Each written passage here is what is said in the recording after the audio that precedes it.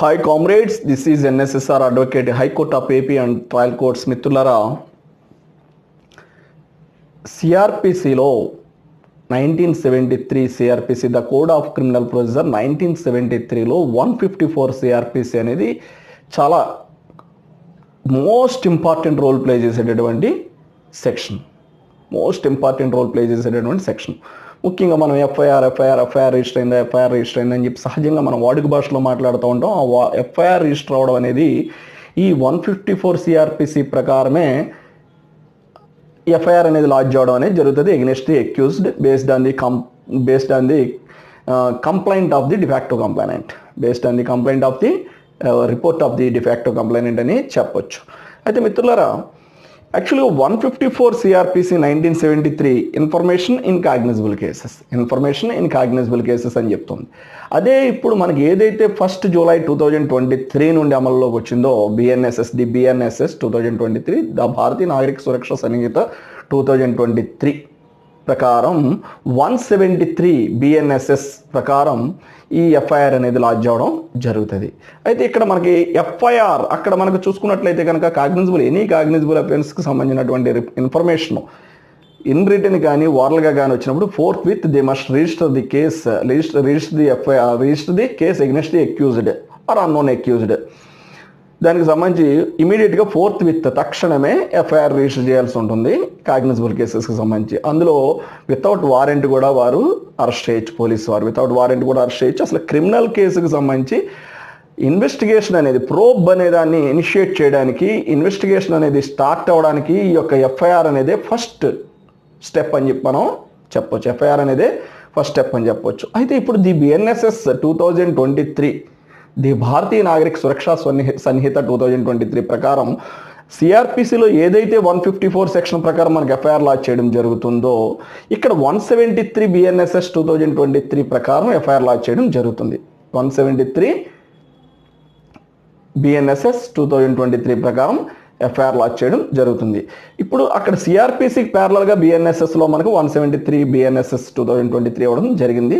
అక్కడ 154 సిఆర్పిసికి ప్యారలల్గా 173 బిఎన్ఎస్ఎస్ 2023 అనే సెక్షన్ ఇవ్వడం జరిగింది. అయితే ఇక్కడ ఇది కూడా కాగ్నిజబుల్ అఫెన్స్కి సంబంధించినటువంటి ఇన్ఫర్మేషన్ వచ్చినప్పుడు ఇమీడియట్గా forthwith police must register the case against the accused or unknown accused. వారికి సంబంధించి ఏదైనా ఒక కాగ్నిజబుల్ అఫెన్స్ జరిగిందని తెలిసినప్పుడు ఇమీడియట్గా ఎఫ్ఐఆర్ రిజిస్టర్ చేసి దానికి సంబంధించి ఇన్వెస్టిగేషన్ అనేది స్టార్ట్ చేయడం. First step of the investigating officer అని చెప్పి మనం చెప్పొచ్చు. సో దాని తర్వాత వారు they proceeded to the scene of offence. వారి సీన్ ఆఫ్ అఫెన్స్కి వెళ్తారు. అక్కడ ఉన్నటువంటి ఆ సీన్ ఆఫ్ అఫెన్స్ని పరిశీలించడం, అక్కడ మొత్తం స్టేట్మెంట్స్ రికార్డ్ చేసుకోవడం, ఆ సీన్ ఆఫ్ అఫెన్స్ని ఏ విధంగా వారు సెక్యూర్ చేయాలి, ఇవన్నీ కూడా వారి ఇన్వెస్టిగేషన్లో భాగంగా చేసుకుంటారు. దానికి సంబంధించి కూడా ఈ 173 బిఎన్ఎస్ఎస్ 2023లో ఈ యొక్క ఎవరైతే ఎక్యూజ్డ్ ఉంటారో వారు ఎస్కేప్ అవ్వకుండా క్రైమ్ చేసి వారిని కొంచెం కఠినతరం చేసేటటువంటి ప్రొసీజర్ని ఈ యొక్క బిఎన్ఎస్ఎస్ 2023లో ఇవ్వడం జరిగింది. అదేవిధంగా ముఖ్యంగా మనం ఇక్కడ చెప్పుకోవాల్సిన విషయం ఏంటంటే, అక్కడ 154 సిఆర్పిసి 1973కి ప్యారలల్గా, అంటే అక్కడ ఏదైతే మనం ఎఫ్ఐఆర్ లాడ్జ్ చేసేటటువంటి సెక్షన్ ఏదైతే ఉందో దాన్ని యాక్చువల్లీ ఎఫ్ఐఆర్ లాడ్జ్ చేసే సెక్షన్ అని చెప్పకూడదు. మనం ఏం చెప్పాలంటే ఇన్ఫర్మేషన్ ఇన్ కాగ్నిజబుల్ కేసెస్ అని మాత్రం చెప్పాలి. దాన్ని ఇన్ఫర్మేషన్ ఇన్ కాగ్నిజబుల్ కేసెస్ చేయడం జరుగుతుంది. ఎఫ్ఐఆర్ లాడ్జ్ చేసి దాని మీద ఇన్వెస్టిగేషన్ వారు ముందుకెళ్ళడం జరుగుతుంది. అది initial basic step of the first step of the investigating officer అని చెప్పొచ్చు టు లాడ్జింగ్ ది ఎఫ్ఐఆర్ అన్న విషయం. అయితే ఇక్కడ మనకి ది బిఎన్ఎస్ఎస్ 2023కి వచ్చినట్లయితే 173 ప్రకారం కాగ్నిజబుల్ అఫెన్సెస్కి సంబంధించి 173 బిఎన్ఎస్ఎస్ 2023 ప్రకారం ఎఫ్ఐఆర్ లాంచ్ చేయాల్సి ఉంటుంది.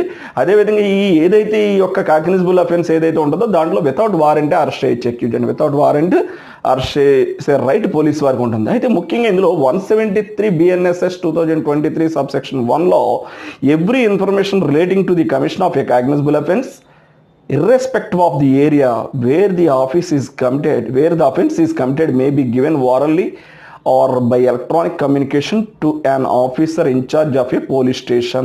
అంటే ఇక్కడ ప్లేస్తో సంబంధం లేదు, ఒక కాగ్నిజబుల్ అఫెన్స్ జరిగిందని చెప్పి మీకు తెలిసినప్పుడు మీరు without irrespective of the jurisdiction మీరు ఎఫ్ఐఆర్ లాంచ్ చేయొచ్చు ఇన్ రిటర్న్ ఆర్ వార్లీ. అదేవిధంగా దీన్నే సహజంగా మన వాళ్ళు ఏం చెప్తున్నారంటే జీరో ఎఫ్ఐఆర్ అని చెప్పడం జరుగుతుంది. So irrespective of the jurisdiction మీరు ఏంటంటే ఒక కాగ్నిజబుల్ అఫెన్స్కి సంబంధించినటువంటి ఇన్ఫర్మేషన్ మీ దగ్గర ఉన్నప్పుడు, లేదా మీరు చూసినప్పుడు, లేదా మీరు విక్టిమ్ అయినప్పుడు